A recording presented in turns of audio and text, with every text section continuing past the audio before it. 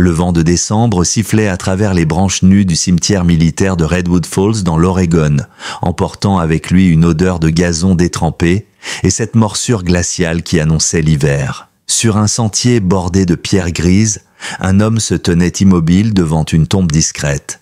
Dans ses mains, un bouquet de chrysanthèmes blancs tremblait à peine, plus sous l'effet d'un trouble intérieur que du froid mordant. Sur la pierre, on pouvait lire « Samantha Reyes ». 1983 à 2020. L'amour ne disparaît jamais. Il se retire à pas feutrés. L'homme, Marcus Hale, se pencha lentement pour déposer les fleurs contre le marbre. Ses gants usés trahissaient des mains qui n'avaient jamais guéri de certaines blessures. Un silence lourd planait, fait de regrets et de souvenirs mal digérés. Autrefois, infirmière militaire en Afghanistan, Samantha avait été la lumière obstinée dans la vie sombre de Marcus. Dans la boue et le sang des campements précaires, elle avait su l'arracher à ses démons, à ses cauchemars. Mais il y avait eu ce diagnostic, implacable, infertilité due à une blessure de guerre. Marcus, se croyant brisé, avait fini par s'éloigner d'elle, convaincu qu'il n'avait pas le droit de lui imposer un avenir sans enfant. Samantha était partie sans un mot, avait refait sa vie loin d'ici, jusqu'à ce qu'un accident de voiture mette un terme définitif à tout cela. Et jamais il ne l'avait revu, jamais il ne s'était autorisé à poser les questions qui le hantaient encore parfois dans la nuit. Ce jour-là, pourtant, quelque chose d'étrange se produisit. Un léger sanglot, à peine perceptible, sembla venir de derrière la pierre. Marcus fronça les sourcils et fit le tour du monument. Là, recroquevillée sous un vieux chêne, une petite fille d'environ 5 ans pleurait en silence. Son manteau trop grand la faisait paraître minuscule. Et elle serrait contre elle une peluche élimée dont la fourrure avait perdu sa couleur d'origine. Ses cheveux bruns en bataille, son visage marqué de saleté et de larmes, elle ressemblait à un spectre échoué là, entre les tombes. Aucun adulte à proximité, pas de voiture, rien. Marcus s'accroupit doucement, mal à l'aise. Il n'avait jamais su quoi faire face aux enfants, mais après avoir ramené tant de frères d'armes tombés au combat, il reconnaissait la douleur muette que la perte pouvait graver dans un regard. La petite leva alors la tête et croisa ses yeux. Sa voix, fragile, couverte d'un souffle presque imperceptible, murmura « Papa ?» Marcus sentit son cœur se serrer brutalement dans sa poitrine. Il cligna des yeux, certain d'avoir mal compris. « Comment tu viens de m'appeler ?» demanda-t-il d'une voix prudente. Elle renifla et répéta, plus fermement cette fois « Papa, maman a dit que tu viendrais me chercher. » Il resta figé, incapable de formuler la moindre phrase cohérente. « Comment tu t'appelles, beau petite ?» réussit-il enfin à articuler, adoucissant un peu son ton. Elle répondit, entre deux hoquets, « Mia. Ma maman, elle s'appelle Sammy. Mais lui, il disait de l'appeler Suzanne. J'aimais pas. » Marcus sentit un frisson glacé lui courir le long de la nuque. Sammy. C'était ainsi que Samantha signait ses lettres. Il inspira profondément, se préparant à lui poser d'autres questions. Lorsqu'une voix masculine retentit derrière lui. « Ah, tu es là !» Un homme élégant s'approcha à grands pas. Long manteau gris, lunettes fines, téléphone vibrant entre ses doigts. Son sourire était poli, presque trop. « Excusez-moi, dit-il, en direction de Marcus. Elle s'échappe parfois. Je suis son père d'accueil. » Mia, elle, se recroquevilla davantage et baissa les yeux. Marcus se redressa, ses traits se durcissant instinctivement. Il ne savait pas pourquoi, mais un instinct profond, aiguisé par des années de service, lui soufflait que quelque chose n'allait pas. « Elle a dit que sa mère s'appelait Sammy », fit remarquer Marcus, d'une voix basse mais ferme. L'homme eut un bref temps d'arrêt, puis éclata d'un rire léger. « Ah, elle voulait dire Suzanne. Elle confond. Les enfants, vous savez, merci de l'avoir surveillée. » Il lui lança un petit hochement de tête, prit la main de Mia et s'éloigna sans un mot de plus.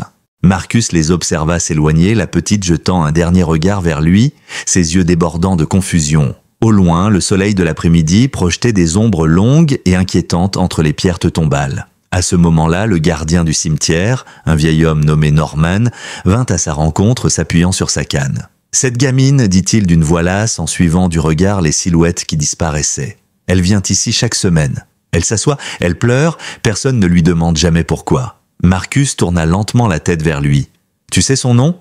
Norman hocha la tête de côté. « Elle ne veut pas le dire, mais elle s'arrête toujours ici, devant cette tombe, comme si elle savait très bien qui repose là. » Marcus resta longtemps debout dans ce cimetière, tandis que la lumière déclinait et que la brise glaciale lui fouettait le visage. Une seule phrase tournait en boucle dans son esprit, comme une lame invisible. « Papa, maman a dit que tu viendrais me chercher. » Cette nuit-là, Marcus ne parvint pas à fermer l'œil. Le vent secouait les volets de sa petite cabane isolée, nichée à la lisière des bois, et chaque craquement du bois sous la tempête lui rappelait ces mots murmurés au cimetière. « Papa, maman a dit que tu viendrais me chercher. » Il fixait le plafond, les mains croisées derrière la tête, sentant à chaque respiration une douleur sourde lui brûler la poitrine. Pourquoi cet enfant l'avait-elle appelé papa? Et pourquoi avait-elle parlé de Sammy, le surnom que seule Samantha employait? Il n'avait pas la moindre preuve, mais un instinct viscéral lui soufflait que cette gamine n'était pas une inconnue. Le lendemain matin, il se leva tôt, tira une chemise propre du placard et grimpa dans son vieux pick-up, direction Eugene, la ville où Samantha avait refait sa vie après leur séparation. Il n'y avait jamais mis les pieds, mais il savait qu'elle avait travaillé comme infirmière dans une petite clinique privée du centre. S'il voulait obtenir des réponses, c'est là qu'il devait commencer. Sur la route, il repassait encore et encore en mémoire ce moment où Mia avait murmuré son prénom, où ses yeux grands ouverts avaient imploré quelque chose qu'il n'avait pas su nommer. Le ciel était bas et gris lorsqu'il arriva devant le bâtiment modeste de la clinique Saint-James. À l'accueil, une jeune secrétaire lui lança un sourire distrait. « Bonjour, je peux vous aider ?» Marcus sortit une vieille photo froissée de Samantha prise quelques années plus tôt. Elle portait une blouse d'hôpital et affichait ce même sourire tranquille dont il rêvait encore parfois. « Samantha Reyes, dit-il. Elle a travaillé ici et elle a eu une fille en 2018. Je ne demande aucun dossier médical, juste confirmation. » Il tendit son ancien badge militaire prouvant son identité. La secrétaire resta figée un instant, puis décrocha le téléphone.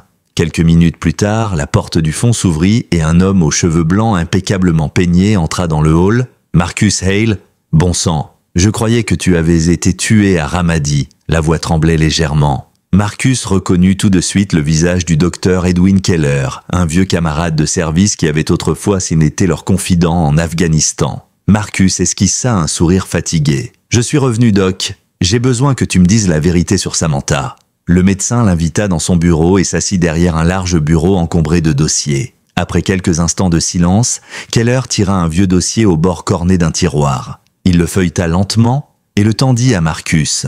Sur la première page, en lettres propres, il lut « Naissance, Mia Samantha Reyes, 4 mars 2018. Poids, 2,9 kg.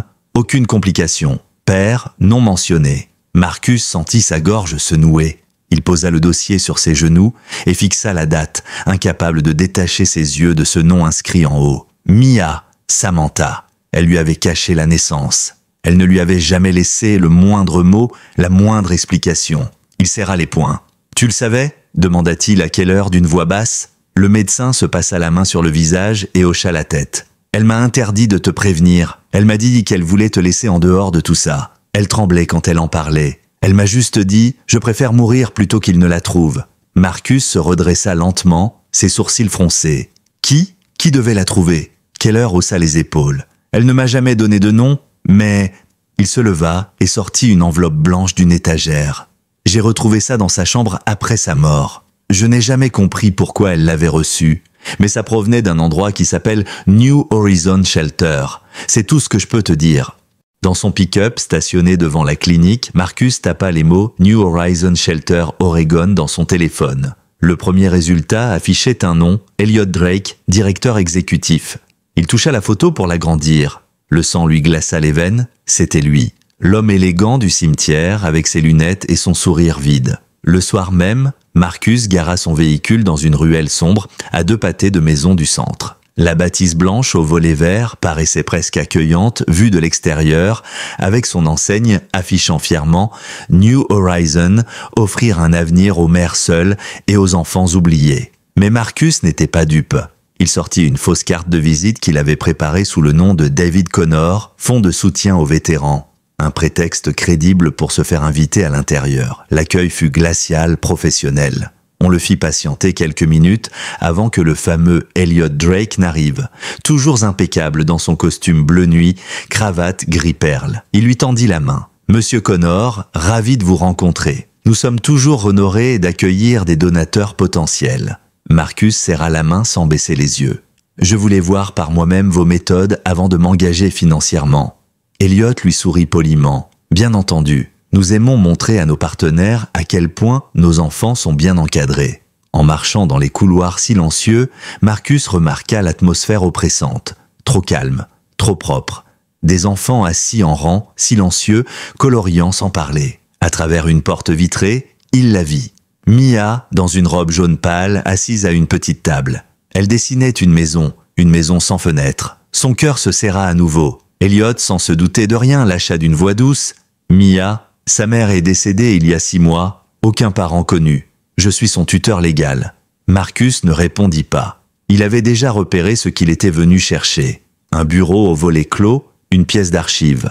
Un endroit où la vérité devait forcément être cachée. Marcus quitta le centre ce soir-là sans rien laisser paraître. Derrière son regard figé, il brûlait déjà d'une certitude. Ce que cachait Elliot Drake derrière ses portes closes n'avait rien à voir avec une œuvre de charité. Une fois de retour dans son pick-up garé sous la pluie, il fixa longtemps ses mains sur le volant avant de sortir son téléphone. Dans ses contacts figuraient encore quelques anciens camarades. Des hommes qui savaient se rendre invisibles, qui savaient forcer des serrures sans laisser de traces. Mais ce soir-là, il ne passa aucun appel. Il avait la ferme intention de régler ça seul. Il passa la nuit à préparer son matériel. Son vieux sac d'opération, dépoussiéreux dans un coin du placard, contenait encore ce dont il avait besoin. Une lampe de poche à filtre rouge, un outil multifonction, des gants en cuir et une caméra miniature fixée à un harnais pectoral. Sur son téléphone, il programme la caméra pour enregistrer et dater automatiquement chaque image. Cette fois, il ne voulait pas juste des soupçons, il voulait des preuves. En refermant la fermeture éclair du sac, il murmura à voix basse « Je viens te chercher, Mia ». Le lendemain, à la tombée de la nuit, il se gara discrètement à une centaine de mètres du centre, dissimulé derrière un rideau d'érable. La pluie avait cessé, mais l'air restait chargé d'humidité. Il attendit que la rue se vide, que les derniers employés quittent le bâtiment. Puis, dans un silence de prédateur, il s'avança vers la clôture. Un simple crochet métallique suffit à briser le vieux cadenas du cabanon de jardin à l'arrière. À l'intérieur, il récupéra un badge d'accès oublié sur un crochet, sans doute laissé par un employé négligent. Il le glissa dans la poche intérieure de son manteau et pénétra dans le couloir principal. Les caméras de sécurité pendaient au plafond comme des yeux endormis. Marcus avança à pas mesurés, attendant que leur rotation s'éloigne avant de se faufiler d'un angle à l'autre. Le plan qu'il avait mémorisé lors de sa visite le guidait jusqu'à la pièce d'archives dont la porte était protégée par un digicode. Il alluma brièvement sa lampe rouge et scruta les touches. 4 chiffres ressortaient par l'usure. Il n'eut besoin que de quelques secondes pour deviner la combinaison. Un petit déclic et la serrure céda. À l'intérieur, des centaines de dossiers rangés dans des tiroirs métalliques. Il chercha celui étiqueté « M. Reyes ». Dès qu'il mit la main dessus, son cœur manqua un battement. En première page figurait une procuration signée 3 semaines avant la mort de Samantha, confiant officiellement la garde de Mia à Elliot Drake. Mais la signature était raide, hésitante, dénuée de la fluidité des lettres qu'il avait vues 1000 fois dans ses lettres d'amour. Il la photographia en entier, ainsi que le tampon officiel, la date, le cachet. En feuilletant plus loin, il tomba sur un rapport médical douteux décrivant Samantha comme mentalement inapte à élever un enfant, sans aucun diagnostic clair ni signature de médecin. Puis ses yeux glissèrent vers un autre tiroir portant l'étiquette X-Femme. La curiosité l'emporta. Il l'ouvrit et découvrit des dizaines d'autres dossiers, chacun concernant un enfant différent. Toujours la même mention en bas de page, recommandé pour transfert international, section 11F. Suivaient des destinations comme le Guatemala, la Slovaquie, le Maroc. Aucun document officiel ne validait ces transferts, juste des accords rédigés dans un jargon bureaucratique absurde, estampillé du logo d'organismes humanitaires obscurs. La mâchoire crispée, Marcus comprit enfin pourquoi Samantha s'était réfugiée dans le silence. Elle n'avait pas seulement voulu le protéger, lui. Elle avait protégé leur fille d'un réseau qui exploitait ses enfants comme de simples marchandises. Un bruit de pas dans le couloir le ramena brutalement à la réalité. Il rangea rapidement les dossiers, glissa la caméra contre sa poitrine et éteignit la lampe. À travers la mince fente de la porte, il aperçut la lumière d'une lampe torche balayer le sol du couloir. Quand le gardien passa devant la porte, Marcus se glissa dans la buanderie voisine et attendit que la lumière disparaisse. En remontant le long d'un couloir latéral, il s'arrêta devant une porte vitrée portant le numéro A3, derrière la vitre. Dans la pénombre, Mia dormait paisiblement, blottie contre une peluche fatiguée. Elle tenait contre elle un petit cadre photo qu'elle semblait refuser de lâcher, même dans son sommeil. Marcus colla une main contre la vitre, son cœur lourd, partagé entre l'instinct de la réveiller et la certitude qu'il fallait d'abord la protéger légalement pour la sortir de là. Il la contempla quelques secondes encore, puis rebroussa chemin. Il s'éclipsa du bâtiment sans être vu, et une fois de retour dans son pick-up, il transféra immédiatement toutes les photos et vidéos vers 3 adresses e-mail différentes, accompagnées d'une note unique. Si je disparais, publiez tout. Puis il démarra le moteur et roula droit dans la nuit, une seule pensée en tête. La prochaine fois que je franchirai ces portes, je ne repartirai pas sans elle. Le lendemain matin, Marcus se réveilla dans le vieux hangar qu'il louait à l'extérieur de Portland, à l'abri des regards. Il n'avait pas osé rentrer chez lui.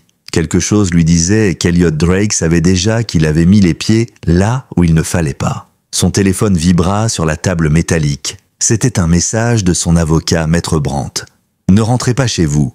Un mandat temporaire a été déposé contre vous pour intrusion illégale. On doit en parler. » Marcus lâcha un juron étouffé et se passa une main sur le visage. Il attrapa ses clés, le dossier de preuve et partit directement vers le bureau de Brandt. Le vieil avocat, vêtu de son éternel costume brun froissé, le reçut dans son cabinet à midi pile. Sur son bureau, le test ADN de la veille trônait en évidence. Marcus avait pris soin de faire analyser les cheveux coincés dans la petite casquette que Mia avait laissé tomber le jour du cimetière. Résultat, paternité confirmée à 99,997%. À la vue du document, un sentiment contradictoire monta en lui. Fierté et rage. Ça ne suffira pas, y a prévint Maître Brandt d'une voix grave. Le centre a une procuration en règle, enfin une copie. Et aux yeux du tribunal, ils sont encore les tuteurs légaux. Votre seule chance, c'est de prouver que ce document est un faux. Et pour ça, il nous faut l'original ou des preuves accablantes qu'ils ne pourront plus balayer d'un revers de main.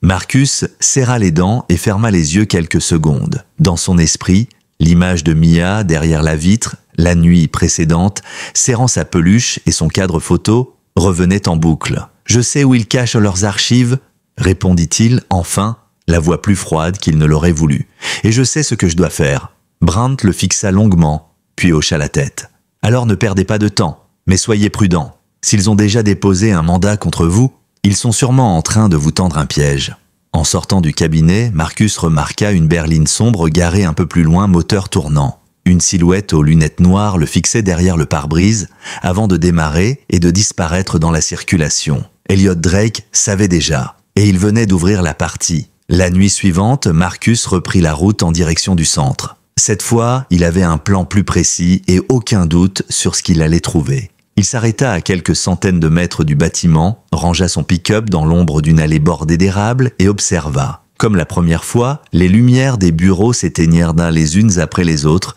ne laissant allumer que quelques veilleuses dans les couloirs. À 23 heures, il escalada la clôture et se glissa à l'intérieur avec la discrétion d'un chasseur. Son badge volait toujours dans la poche, il n'eut aucun mal à franchir la porte arrière. Dans le couloir principal, il se déplaça avec la même précision jusqu'à retrouver la salle d'archives. Cette fois, il ne se contenta pas de photographier. Il sortit une fine clé USB sécurisée de sa poche et brancha le lecteur dans le scanner relié aux tiroirs électroniques. Les dossiers défilèrent les uns après les autres sous ses doigts, chacun révélant davantage l'ampleur du réseau sordide qu'Elliot dirigeait. Dans un tiroir marqué « Orchid Class », Marcus découvrit un sous-dossier qui glaça son sang.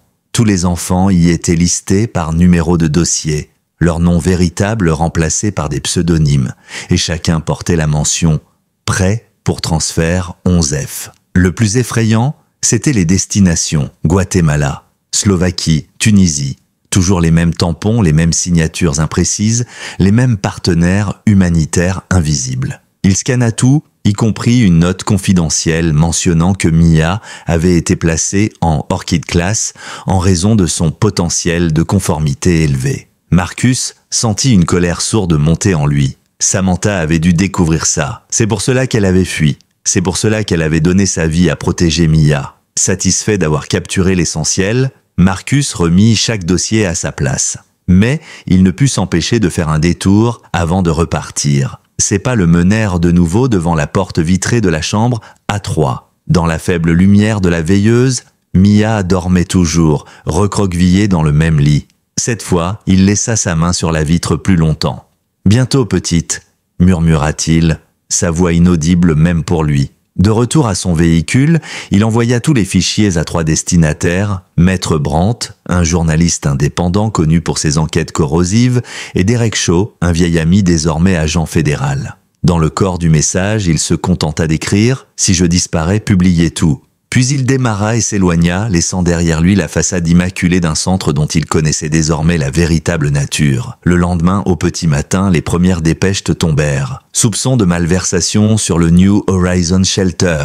Un ancien soldat affirme que des enfants sont transférés illégalement à l'étranger. Puis vers midi, son téléphone vibra. Un appel inconnu. Il décrocha. La voix d'Elliot Drake, glaciale, se fit entendre. « Vous croyez être malin, monsieur Hale? Vous croyez pouvoir gagner cette guerre? Vous venez de déclencher quelque chose que vous ne pouvez pas arrêter. » Puis la ligne coupa net. Marcus fixa son écran quelques secondes, un rictus amer sur les lèvres. « On va voir, Drake, on va voir. » 3 jours plus tard, Marcus franchissait les marches du tribunal du comté de Riverbend. Le vent froid d'hiver fouettait les banderoles que quelques manifestants tenaient devant les grilles, leurs pancartes affichant des messages contradictoires. Soutien à New Horizon, rendez les enfants à leur famille, un héros ou un voleur. La presse était déjà massée devant les portes, micros tendus et flash crépitant à chaque mouvement. Marcus n'avait pas pris la peine de se couvrir le visage. Il ne fuyait pas cette fois. À ses côtés, Maître Brandt tenait un épais dossier sous le bras. Son regard aiguisé d'avocat vétéran prêt à la bataille. Le tribunal était bondé, plus encore qu'il ne l'avait imaginé. D'un côté de la salle, Elliot Drake était assis, impeccable dans son costume anthracite, les jambes croisées, un sourire parfaitement maîtrisé aux lèvres. De l'autre, Marcus s'installa, le dos bien droit, ses yeux sombres fixés sur la table adverse. Il ne détourna pas le regard lorsque leurs regards se croisèrent. Le juge entra enfin, une femme sèche et énergique, Madame la juge Williamson. Elle frappa une fois du marteau sur le bois. Nous ouvrons l'audience opposant Monsieur Marcus Hale au centre New Horizons, représenté par Monsieur Elliot Drake, concernant la garde de l'enfant Mia Reyes et la validité des documents présentés par la partie défenderesse. Maître Brandt se leva le premier. Sa voix grave résonna dans la salle. Madame la juge, nous prouverons aujourd'hui que mon client est le père biologique indiscutable de l'enfant Mia Reyes, que la procuration présentée par New Horizons est un faux manifeste et que le centre a violé des lois fédérales sur la protection des mineurs en trafiquant la garde d'enfants vulnérables. En réponse, l'avocat de Drake esquissa un sourire moqueur. « Madame la juge, mon client a toujours agi pour le bien des enfants placés sous sa responsabilité. Monsieur Hale ne cherche qu'à exploiter un lien biologique pour perturber la quiétude d'une institution et obtenir ce à quoi il n'a aucun droit légal. Le premier document présenté fut le test ADN. Le laboratoire officiel avait certifié la paternité à 99,997%. Un murmure parcourut la salle tandis que Madame la juge plissait les yeux. Bien, ce point semble difficilement contestable. Sur le banc d'en face, Drake resta impassible, bien qu'un léger tic nerveux lui tirât la commissure des lèvres. Puis vint la fameuse procuration. L'avocat de Drake la plaça sur la table toute propre, soigneusement plastifiée. Mais Brandt était prêt. Il se leva et projeta sur l'écran une copie de l'original, celle que Marcus avait prise en photo dans les archives du centre. Madame la juge, voici l'exemplaire retrouvé dans les dossiers internes de New Horizons, jamais transmis aux autorités compétentes. Comme vous pouvez le constater, la signature est maladroite et ne correspond à aucun des documents antérieurs signés par Samantha Reyes. Nous avons ici les lettres personnelles qu'elle avait écrites à Monsieur Hale et un acte hospitalier. La différence saute aux yeux. À la barre, une experte graphologue fut appelée. Après une analyse rapide mais rigoureuse, elle conclut « La signature figurant sur la procuration est fausse à plus de 98%. Elle semble avoir été imitée sans maîtrise. » Un murmure d'indignation monta dans la salle. L'avocat de Drake bondit « Objection. Ces documents ont été obtenus illégalement, par effraction. » Mais la juge répliqua sèchement « Cela ne rend pas la falsification moins flagrante. Nous sommes ici pour établir la vérité. » Puis Brandt demanda à faire entrer un témoin. La porte du fond s'ouvrit sur une jeune femme menue, les cheveux tirés en arrière, nerveuse. Elle se présenta comme Ariana Collins, ancienne employée du centre. La voix tremblante, elle raconta ce qu'elle avait vu. Ils m'ont forcé à faire signer des documents à des mères qui ne parlaient pas anglais ou qui étaient sous calmant. Je les ai vus menacer Samantha Reyes et la traiter de déséquilibrée. Elle m'a supplié de protéger sa fille si jamais elle disparaissait. Elle savait qu'ils allaient venir pour elle. À mesure que ses paroles remplissaient la salle, Marcus sentait une boule d'émotion lui serrer la gorge. Samantha avait tout fait pour sauver Mia, tout. À la fin de la journée, Madame la juge annonça un ajournement de 2 jours pour vérifier les témoignages et les preuves supplémentaires. Les journalistes attendaient déjà Marcus sur les marches en sortant. Il s'arrêta une seconde, puis déclara d'une voix rauque « Je ne me bats pas pour mon honneur, je me bats pour ma fille ». Cette nuit-là, il retourna dans son hangar vide. Il s'assit dans l'ombre, ses mains tremblantes serrant encore la photo qu'il avait prise la veille au centre. Mia, derrière la vitre, avec ses grands yeux qu'elle avait hérités de sa mère. Il ferma les yeux et pour la première fois depuis des années, pria. Non pas pour lui, mais pour elle. 2 jours plus tard, à l'aube, Marcus reçut un appel de Maître Brandt. La voix du vieil avocat vibrait d'une excitation contenue. Le juge rendra sa décision cet après-midi. Il y a eu assez de preuves accumulées pour prononcer la suspension immédiate de la garde d'Elliot Drake. Soyez prêts. Marcus se contenta de répondre d'un « merci » grave, presque étouffé. Il raccrocha, resta un moment assis sur le lit de camp de son hangar à fixer la lumière froide, filtrant par les planches du mur. Le jour était enfin venu. À 14 heures, la salle d'audience était encore plus remplie qu'à la première audience. La presse, les soutiens du centre, des curieux, tous étaient là pour voir tomber le verdict. Marcus se tenait droit, immobile, comme il l'avait appris sur le terrain, les mains croisées sur ses genoux. Elliot Drake, toujours aussi impeccable, avait troqué son costume anthracite pour un bleu marine, son sourire figé, plus crispé que la semaine précédente. Madame la juge Williamson entra, le silence s'installa aussitôt. Après avoir consulté son dossier, elle commença d'une voix ferme. Après examen attentif des preuves présentées par la partie plaignante, et après analyse de la signature par un expert indépendant, la Cour estime que la procuration signée au profit de M. Drake est fausse et donc nulle. Le test ADN confirme la paternité de M. Marcus Hale à l'égard de l'enfant Mia Reyes. Marcus sentit son cœur se comprimer. Il ne respirait plus. Il écouta la suite comme dans un brouillard. En conséquence, la garde pleine et entière de l'enfant Mia Reyes est accordée à M. Hale à effet immédiat. Le marteau tomba. Un murmure parcourut la salle. Sur le banc opposé, Elliot ne bougea pas, mais ses poings serrés trahissaient enfin la façade. Le juge ajouta encore, compte tenu des éléments soulevés sur des pratiques illégales de transfert de mineurs, la Cour ordonne également la mise sous scellé des archives de New Horizons et la saisie immédiate des dossiers en attendant l'ouverture d'une enquête fédérale. Monsieur Drake est placé en garde à vue pour être entendu dans le cadre de cette affaire. Marcus se leva, les jambes lourdes. Un journaliste lui cria une question, qu'il ignora. Il traversa la salle en silence. Quand il atteignit les portes battantes, il s'arrêta un instant, inspira profondément. Cette bataille, il venait enfin de la gagner. Il retrouva Mia dans une petite cour à l'arrière du centre, où elle attendait, assise sur un banc, la tête baissée sur ses chaussures. Elle serrait son vieux renard en peluche contre elle. Marcus s'approcha lentement. Quand elle leva la tête et croisa son regard, il sentit le sol disparaître sous ses pieds. Ses grands yeux noisettes le fixaient sans peur. « Papa ?» demanda-t-elle, sa voix presque un murmure. Il s'agenouilla face à elle, tendit les bras. « Oui, ma chérie, c'est moi. » Elle ne courut pas. Elle se jeta littéralement dans ses bras. Son petit corps tremblait, mais la poigne avec laquelle elle s'accrocha à son cou ne laissait aucun doute. « Je croyais que tu viendrais jamais, » essouffla-t-elle. Marcus la serra plus fort, ferma les yeux. « Je suis là maintenant. » Et je ne partirai plus jamais. Ils restèrent ainsi plusieurs minutes, sous le ciel gris, tandis que les feuilles mortes tourbillonnaient autour d'eux.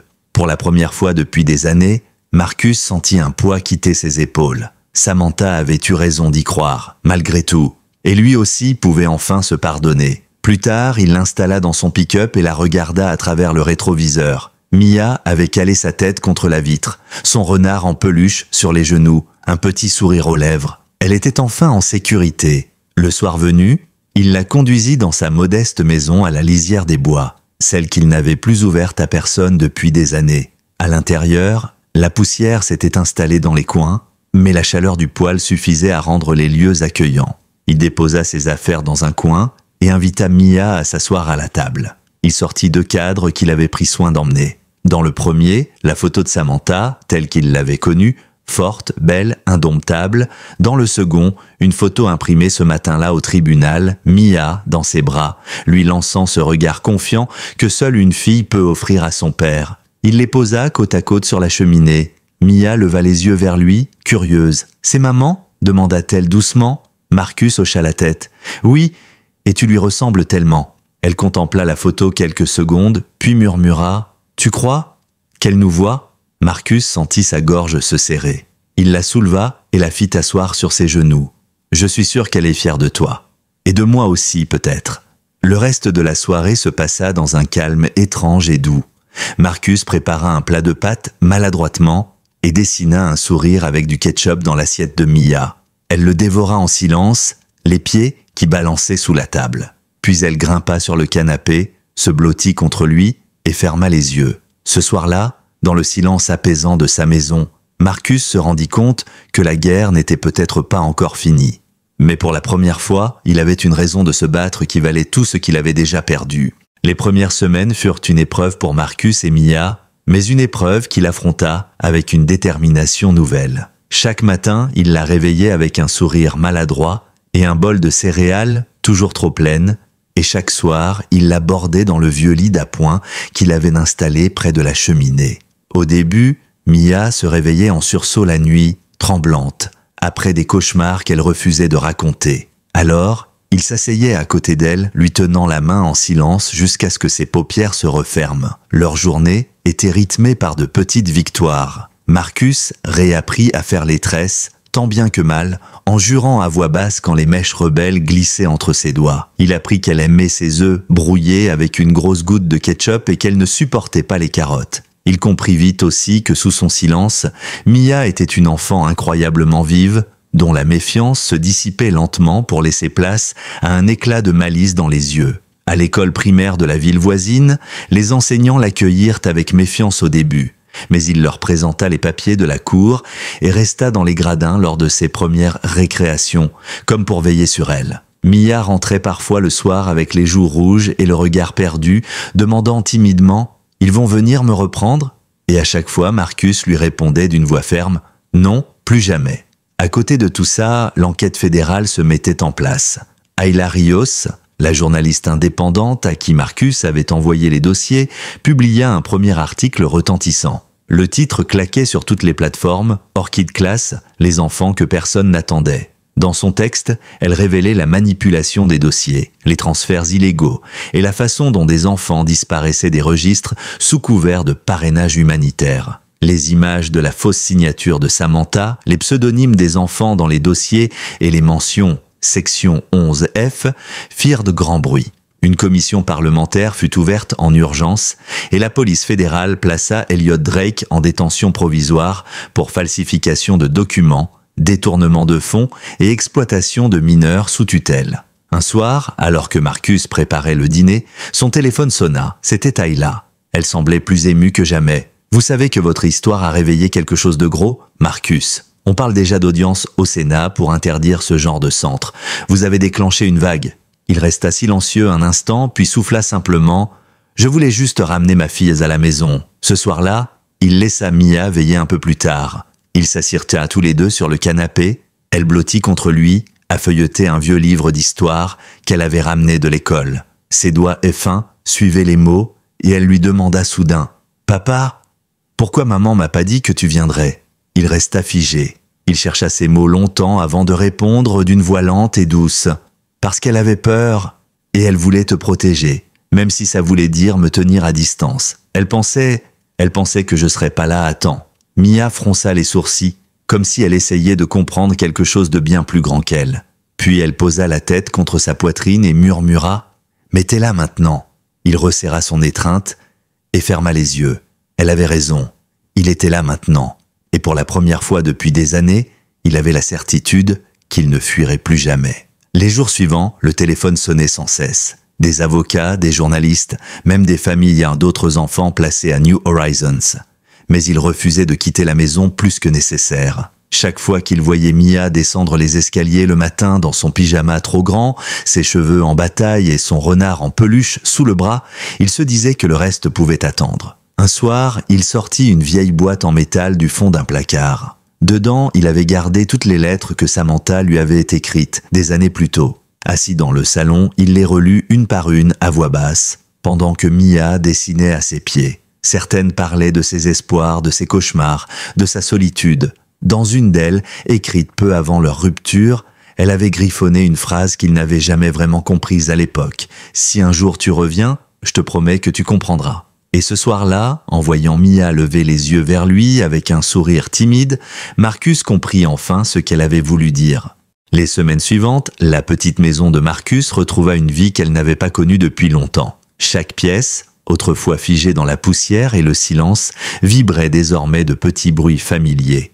Le rire discret de Mia quand il ratait une tresse, le cliquetis des crayons de couleur sur la table du salon, ou encore les pas précipités de la fillette lorsqu'elle courait le matin pour ne pas rater le quart de l'école. La lumière revenue dans la maison contrastait avec le chaos extérieur. L'affaire New Horizons avait pris une ampleur nationale. Le reportage d'Ayla Rios avait franchi les 10 millions de vues sur Internet en quelques jours, relayé par les télévisions et les réseaux sociaux. Le titre, Orchid Class, les enfants disparus de la charité, apparaissait sur toutes les lèvres. On parlait de Marcus dans les journaux, dans les débats télévisés, souvent avec une admiration discrète, parfois avec suspicion. Certains y voyaient un père courageux, d'autres un vétéran troublé, prêt à tout pour faire sa justice. Lui n'avait pas le temps pour ces étiquettes. La seule chose qui comptait, c'était Mia. Un matin, alors qu'il l'accompagnait à l'école, une mère d'élève l'arrêta devant les grilles. Elle le regarda droit dans les yeux avant de lui dire « Merci d'avoir parlé pour ses enfants. Vous avez fait ce que personne d'autre n'aurait osé. » Marcus ne sut quoi répondre et se contenta d'un léger hochement de tête. En revenant vers son pick-up, il sentit le regard curieux d'autres parents, mais il s'en fichait. Le seul regard qui comptait, c'était celui de Mia, qui lui faisait signe à travers la vitre de sa salle de classe. À la maison, ils avaient établi leur petite routine. Après le dîner, Mia insistait pour que ce soit lui qui lise les histoires du soir. Il s'exécutait toujours, même quand ses yeux fatiguaient, même quand ses doigts tremblaient un peu en tenant le livre. Il se forçait à donner des voix aux personnages et elle riait toujours quand il se trompait dans les noms. Un soir, alors qu'il pliait le linge dans le salon, elle lui demanda soudain « Papa, c'est vrai que t'étais triste quand j'étais pas là ?» Il s'arrêta, la chemise encore entre les mains, et la regarda longuement. « J'étais plus que triste, Mia. J'étais vide. Et toi, tu m'as ramené à la vie. » Elle hocha la tête, satisfaite, avant de retourner à sa pile de chaussettes, comme si elle venait d'obtenir une réponse qu'elle attendait depuis longtemps. De son côté, Marcus n'ignorait pas que la bataille judiciaire n'était pas totalement terminée. La commission fédérale continuait ses investigations et certains des associés d'Elliot Drake refaisaient surface, essayant de sauver leur réputation et de semer le doute sur ses motivations. Plusieurs fois, il reçut des courriers anonymes, menaçants, lui conseillant de se taire tant qu'il en était encore temps. Mais il n'y prêta pas attention. Il avait déjà traversé des terrains bien plus dangereux. Un après-midi pluvieux, il reçut un appel d'Ayla. Sa voix sonnait fatiguée mais triomphante. La commission du Sénat va convoquer Drake et ses acolytes en audition publique, et le département de la justice envisage d'étendre l'enquête à d'autres États. Vous savez ce que ça veut dire, Marcus ? Ça veut dire que votre fille n'était pas la seule, et que grâce à vous, beaucoup d'autres auront peut-être une chance de retrouver leur famille. Il resta un moment silencieux, puis murmura « Ce n'est pas grâce à moi, c'est grâce à Samantha. C'est elle qui a tout fait pour la protéger. Moi, je n'ai fait que reprendre le flambeau. » Ayla ne répondit pas tout de suite, puis elle conclut « Et vous l'avez bien repris. » Ce soir-là, Marcus s'assit sur le porche en bois, regardant Mia courir dans la petite clairière derrière la maison. Elle faisait des ronds dans la boue, ses bottes éclaboussant partout, son vieux renard en peluche toujours serré contre elle. À ce moment précis, il sentit quelque chose se détendre en lui. Pour la première fois depuis des années, il n'avait plus la sensation d'être un fantôme errant dans le monde. Lorsque la nuit tomba, il alla chercher le cadre de Samantha dans la chambre et le posa sur la table du salon. À côté, il plaça une bougie qu'il alluma doucement. Il resta assis là un long moment, seul dans la lueur tremblante de la flamme, et chuchota « Tu peux être fier, Sam. Je te le promets, je prendrai soin d'elle, jusqu'au bout. » Dans l'ombre du salon, On aurait presque cru apercevoir un sourire tendre se dessiner sur le visage de Samantha, figé sur la vieille photo, comme pour lui dire qu'elle avait toujours su qu'il reviendrait. Le lendemain, Marcus reçut une convocation inattendue du tribunal. En la lisant, il sentit la colère lui monter au visage.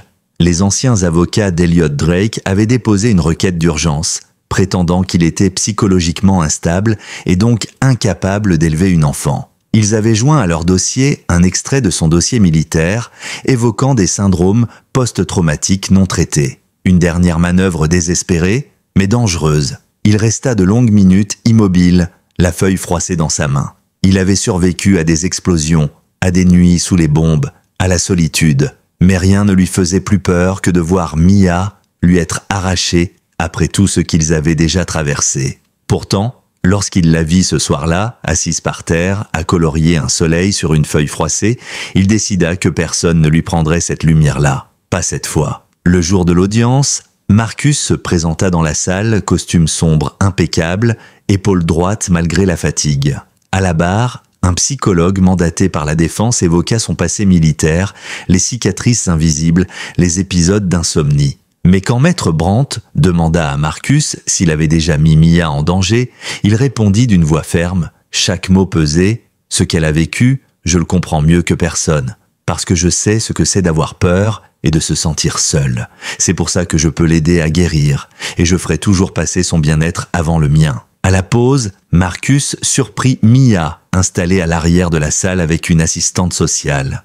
Elle avait senti la tension dans la pièce et ses petits doigts agrippaient son renard en peluche si fort que les coutures semblaient craquer. Quand elle le vit, elle murmura juste « Tu vas pas me laisser, hein ?» Il s'accroupit à sa hauteur, posa une main sur son épaule et répondit calmement « Jamais, ma chérie. Personne ne peut me faire partir. » La juge rendit son verdict dans la même journée, balayant la requête des avocats de Drake. Elle nota dans ses conclusions que Marcus avait démontré une stabilité et un engagement exemplaires dans sa nouvelle fonction de père. Elle souligna également que les traumatismes vécus par un ancien combattant ne pouvaient pas justifier qu'on lui retire son enfant, tant qu'aucun risque réel n'est éprouvé. La Cour maintient la garde pleine et entière de Mia Reyes à son père, Monsieur Marcus Hale. À l'extérieur du tribunal, Ayla Rios attendait déjà, caméra en main. Elle s'approcha et demanda doucement « Qu'est-ce que vous ressentez ?» Marcus la fixa un instant avant de répondre « Je ne me bats pas pour l'honneur ou pour qu'on m'applaudisse. Je me bats pour elle et pour tous les enfants qu'on a laissés tomber pendant des années. » Ce soir-là, de retour dans leur maison, Mia l'attendait sur le porche enveloppée dans un plaid. Quand il sortit du pick-up, elle sauta de la marche et courut jusqu'à lui. « C'est fini ? On peut rester ?» demanda-t-elle d'une voix pressante. Il la souleva dans ses bras, la serra fort et répondit, presque à bout de souffle, « Oui, on reste. » Dans la nuit tombante, alors qu'il la berçait doucement pour l'endormir, il lui raconta des souvenirs de Samantha. Comment elle détestait les orages mais adorait les éclairs. Comment elle refusait de marcher dans une flaque pour ne pas salir ses bottes, mais se jetait dans la boue pour ramasser une fleur. Mia écoutait en silence, les yeux brillants. Et juste avant de s'endormir, elle glissa « Je crois qu'elle est fière de toi, papa. Et de moi aussi. » Il resta assis longtemps, ses doigts caressant ses cheveux, le cœur plus léger. Pour la première fois depuis longtemps, il n'y avait plus d'ennemis à abattre, plus de combats à livrer. Seulement elle. Et elle valait bien tout ce qu'il avait traversé pour arriver jusqu'ici. Dans les semaines qui suivirent, le nom d'Elliot Drake disparut lentement des gros titres, mais jamais des mémoires. New Horizons fut officiellement dissous par décision fédérale et plusieurs anciens employés furent inculpés pour falsification de documents et trafic de mineurs sous couvert humanitaire. Le rapport de la commission rendu public détailla l'ampleur des dérives et les circuits d'argent dissimulés derrière les programmes de parrainage. La dernière image d'Elliot diffusée à la télévision le montrait menotté, emmené hors du tribunal par des agents fédéraux. Le visage enfin vidé de son assurance glaciale. Pour Marcus, ce chapitre se referma sans fracas. Il refusa les invitations des chaînes d'information, déclina les propositions d'interviews télévisées. Tout ce qu'il voulait, c'était protéger Mia de la lumière des projecteurs. Ayla Rios lui envoya un dernier message, simple et direct. « Merci pour votre courage. Vous avez mis fin à quelque chose de bien plus grand que vous ne l'imaginez. » Il lui répondit juste « C'est elle qui m'a donné le courage. » À la maison, la vie reprit son cours. Un matin, Mia descendit les escaliers en courant, ses cheveux emmêlés et son sourire éclatant. Papa, on va à la bibliothèque aujourd'hui ?» Il la fixa en silence un instant, le cœur serré par la tendresse, puis répondit avec un sourire franc « Bien sûr qu'on y va ». À la bibliothèque municipale, elle courut entre les rayons comme une petite fusée, en serrant fort sa carte de prêt toute neuve. Marcus la suivit à distance, content de la voir enfin agir comme une enfant normale, loin des barreaux invisibles de New Horizon. Elle choisit un livre illustré avec des renards sur la couverture et le lui tendit fièrement. « Comme le mien », dit-elle en désignant sa peluche. Sur le chemin du retour, il remarqua qu'elle s'endormait déjà sur le siège passager, le livre calé contre elle. Dans la quiétude de la voiture, il la regarda et quelque chose changea en lui. Toutes ces années à croire qu'il ne méritait pas d'être père, à se convaincre qu'il valait mieux fuir. Samantha avait su, elle avait vu en lui ce qu'il refusait d'admettre. Et Mia avait fait ressurgir cette force qu'il avait voulu enterrer avec ses frères d'armes tombées. Il passa le reste de l'après-midi à ranger la chambre qu'il avait aménagée pour elle. La petite commode portait désormais son nom peint en lettres maladroites au-dessus d'un lit parsemé de coussins colorés. Il installa ses dessins sur les murs, ses livres sur les étagères, et en posant son vieux cadre avec la photo de Samantha sur la table de chevet, il murmura « Elle est en sécurité maintenant, je te le promets ». Le soir, en dînant, Mia leva les yeux vers lui d'un air sérieux. « Papa, est-ce que tu vas te battre encore ?» Il fronça les sourcils, un peu surpris. « Pourquoi tu dis ça ?» Elle haussa les épaules, « Parce qu'avant, t'avais l'air d'un soldat. Maintenant, t'as juste l'air d'un papa. » Il éclata d'un rire qu'il ne pensait plus savoir faire. Puis il posa sa main sur la sienne. « Je me battrai toujours, mais plus pour la guerre, plus jamais. Maintenant, je me battrai juste pour toi. » Quand elle monta se coucher, elle se retourna dans l'encadrement de la porte et lança dans un souffle. « Bonne nuit, papa. » Il resta un long moment à fixer la lumière de sa chambre qui s'éteignait doucement. Cette maison, qui avait été si froide et si vide, respirait enfin à nouveau. Il passa la fin de soirée à écrire une lettre à Samantha. Des mots maladroits, mais sincères. « Tu avais raison, elle est la meilleure partie de nous deux. Et même si je n'ai pas su te protéger, je prendrai soin d'elle jusqu'à mon dernier souffle. Je te le promets. » Il plia la feuille et la glissa dans le cadre photo. Puis il alla s'asseoir sous le porche, observant le ciel sombre. Dans le bruissement des feuilles, il crut entendre la voix de Samantha, douce et presque moqueuse, lui murmurer « Enfin, Marcus, enfin !» L'hiver laissa peu à peu place à un printemps timide, et la maison au bord des bois se para de nouvelles couleurs. Des petites pousses vertes pointaient entre les pierres de la terrasse, et Mia passa un après-midi entier à courir derrière des papillons avec son éternel renard en peluche sous le bras. Marcus l'observait depuis le porche, une tasse de café chaud entre les mains, incapable de détacher ses yeux d'elle. Dans ses gestes maladroits et ses éclats de rire, il retrouvait un éclat de Samantha. Il n'avait plus besoin de photos pour la sentir près de lui. Il lui suffisait de regarder Mia. Leur journée était désormais ponctuée de petits rituels qui leur donnaient un sentiment de stabilité. Tous les matins, Mia venait s'asseoir à la table de la cuisine en pyjama, ses cheveux en bataille, et lui réclamait ses sourires avec le ketchup en forme de bouche. Après l'école, elle rentrait avec des feuilles couvertes de dessins qu'elle collait fièrement sur le réfrigérateur, dessinant toujours des maisons. Mais maintenant, ces maisons avaient des fenêtres, et le soir, elle refusait de dormir tant qu'il ne lui avait pas lu au moins 2 histoires. Un après-midi, ils se promenèrent dans la ville pour faire quelques courses. À la boulangerie, une dame âgée les observa longuement avant de glisser à Marcus à voix basse. On sent qu'elle se sent en sécurité. C'est beau à voir. Il se contenta d'un léger sourire et d'un « Merci, madame ». Mais au fond de lui, il savait que ces mots touchaient juste. Mia avait cessé de sursauter au moindre bruit.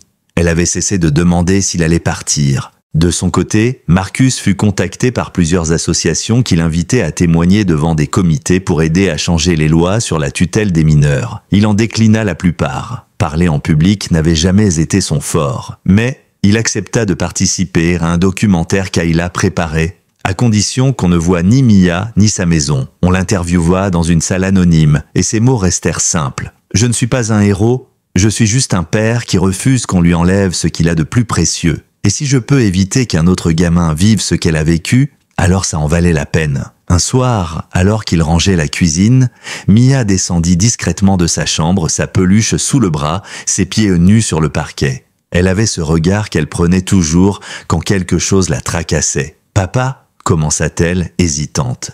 Il se tourna vers elle, inquiet. « Qu'est-ce qu'il y a, ma puce ?» Elle hésita encore un instant avant de murmurer « Est-ce que maman, elle était comme toi? Elle se battait aussi ?» Marcus sentit une bouffée d'émotion lui serrer la gorge.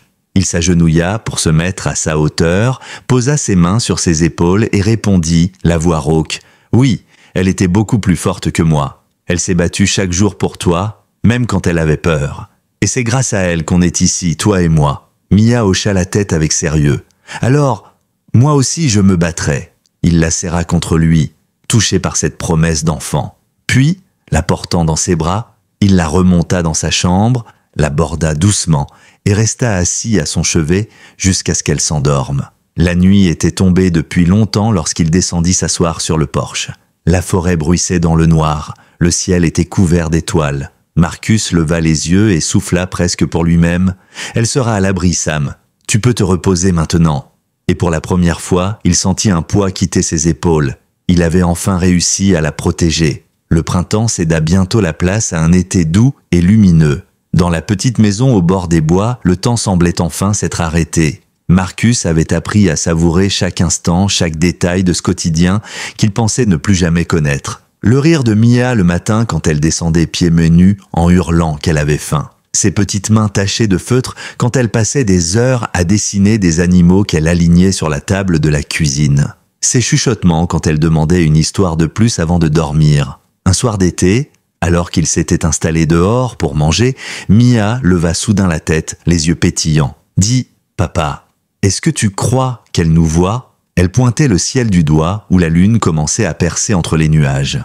Marcus la regarda longuement avant de répondre, sa voix douce et assurée. « Oui, elle nous voit et je suis sûr qu'elle sourit. » Mia hocha la tête, rassurée, puis se remit à grignoter ses morceaux de pastèque.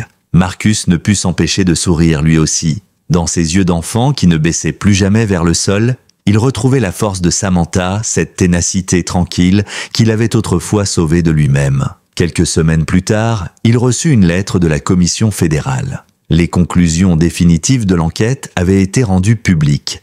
New Horizons était officiellement dissous, ses principaux dirigeants inculpés. Dans son coin de forêt, Marcus replia soigneusement le document et le rangea dans un tiroir. Pour lui, la victoire ne se mesurait pas dans les articles ni dans les audiences.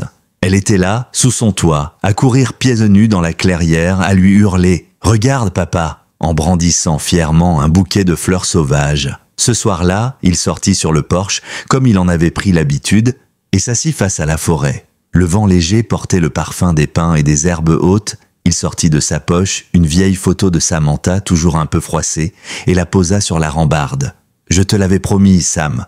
Elle est en sécurité maintenant. » Et elle sourit. Il ferma les yeux un instant, laissant la brise caresser son visage, presque comme une main invisible qui l'apaisait enfin. Derrière lui, dans la lumière douce de la maison, Mia apparut sur le seuil, vêtue de son pyjama à motif d'étoiles. « Papa, tu viens me raconter une histoire ?» demanda-t-elle en frottant ses yeux. Il se leva, glissa la photo dans sa poche et la rejoignit. En passant le bras autour de ses épaules, il répondit, avec ce sourire qu'il n'avait plus depuis des années, « Bien sûr, ma chérie, la plus belle des histoires, la nôtre. » Et ce soir-là, pour la première fois depuis bien longtemps, Marcus comprit que sa guerre était finie, qu'il avait enfin trouvé ce qu'il cherchait depuis tout ce temps, un foyer. Pas des murs, pas une adresse, mais un endroit où il savait qu'il était exactement là où il devait être. Dans le silence apaisé de la nuit, on aurait pu croire que la maison murmurait elle aussi, comme une prière. Elle serait fière de vous deux. Et dans ce foyer qu'il avait reconstruit, une petite voix d'enfant douce et certaine murmurait encore dans son oreille, comme le soir de leur première rencontre. « Papa, tu es là !» Et cette fois, il sut répondre sans hésiter. « Oui, je suis là, pour toujours. »